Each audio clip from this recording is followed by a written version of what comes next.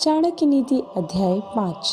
ब्राह्मणों को अग्नि की पूजा करनी चाहिए, दूसरे लोगों को ब्राह्मणों की पूजा करनी चाहिए, पत्नी को पति की पूजा करनी चाहिए तथा दोपहर के भोजन में आने के लिए जो अतिथि आए उसकी सभी को पूजा करनी चाहिए। सोने की परख उसे घिस कर, काट कर, गर्म करके और पीट कर की जाती है। उसी तरह व्यक्ति का परीक्षण वो कितना त्याग करता है, उसका आचरण कैसा है, उसमें गुण कौन से हैं और उसका व्यवहार कैसा है, इससे होता है। यदि आप पर मुसीबत आती नहीं है तो उससे सावधान रहें, लेकिन यदि मुसीबत आ जाती है तो किसी भी तरह उससे छुटकारा पाएं। अनेक व्यक्ति जो एक ही गर्भ में पैदा हुए हैं, एक ही नक्षत्र में पैदा हुए हैं, वे एक ही नहीं रहते।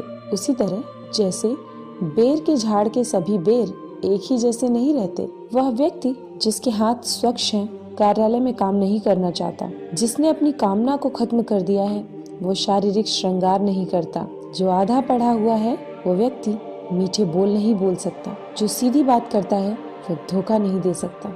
मूर्ख लोग विद्वानों से ईर्ष्या करते हैं। गलत मार्ग पर चलने वाली औरत पवित्र स्त्री से ईर्ष्या करती है। बदसूरत औरत खूबसूरत औरत से ईर्ष्या करती है। खाली बैठने से अभ्यास का नाश होता है। दूसरों को पैसा देखभाल के लिए देने से पैसे का नाश होता है। गलत ढंग से बुआई करने वाला किसान अपने बीजों का नाश करता है। यदि सेनापति नहीं है तो सेना का नाश होता है। अर्जित विद्या अभ्यास से सुरक्षित रहती है। घर की इज्जत अच्छे व्यवहार से सुरक्षित रहती है। अच्छे गुणों से इज्जतदार आदमी को मान मिलता है। किसी भी व्यक्ति का गुस्सा उसकी आंखों में दिखता है।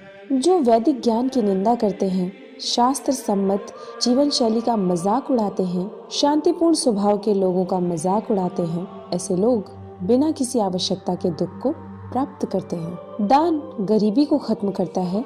अच्छा आचरण दुख को मिटाता है। विवेक अज्ञान को नष्ट करता है। जानकारी भय को समाप्त करती है। वासना के समान दुष्कर कोई रोग नहीं, मोह के समान कोई शत्रु नहीं, क्रोध के समान अग्नि नहीं, स्वरूप ज्ञान के समान कोई बोध नहीं। व्यक्ति अकेले ही पैदा होता है, अकेले ही मरता है, अपने कर्मों के शुभ अशुभ परिणाम अकेले ही भोगता है, अकेले ही नरक में जाता है या सदगति प्राप्त करता है। जिसने अपने स्वरूप को जान लिया उसके लिए स्वर्ग तो तिनके के समान है। एक पराक्रमी योद्धा अपने जीवन को तुच्छ मानता है।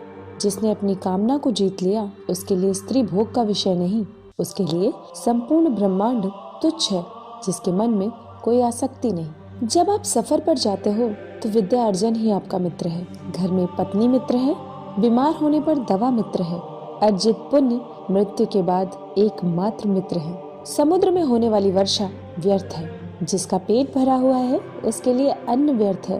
पैसे वाले आदमी के लिए भेंट वस्तु का कोई अर्थ नहीं। दिन के समय जलता दिया व्यर्थ है। निर्धन को धन की कामना, पशु को वाणी की कामना, लोगों को स्वर्ग की कामना, देव लोगों को मुक्ति की कामना। सत्य की शक्ति ही इस दुनिया को धारण करती है। सत्य की शक्ति से ही सूर्य प्रकाशमान है, हवाएं चलती हैं। सही में सब कुछ सत्य पर ही आश्रित है। लक्ष्मी जो संपत्ति की देवता है वो चंचला है। हमारी श्वास भी चंचला है। हम कितना जिएंगे इसका कोई ठिकाना नहीं। हम कहाँ रहेंगे ये भी पक्का नहीं। कोई बात यहाँ पर यदि पक्की है तो वो ये कि हमारा अर्जित पुण्य कितना है। आदमियों में नाई सबसे धूर्त है, कौवा पक्षियों में सबसे धूर्त है, लोमड़ी प्राणियों में सबसे धूर्त है, औरतों में लंपट औरत सबसे धूर्त है। ये सब आपके पिता हैं। नंबर 1 जिसने आपको जन्म दिया है। नंबर 2 जिसने आपका यज्ञोपवीत संस्कार किया है।